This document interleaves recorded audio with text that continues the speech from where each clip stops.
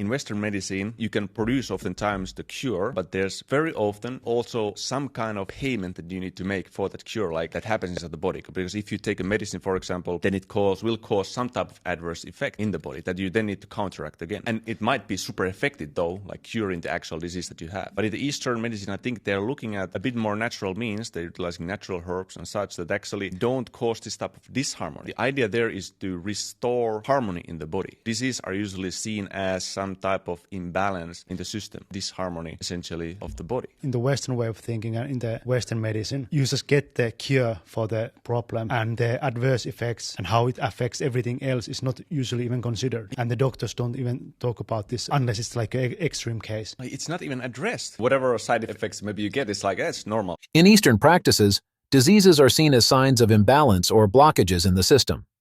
By addressing these imbalances with natural remedies, we aim for deeper healing without the cost of unwanted side effects.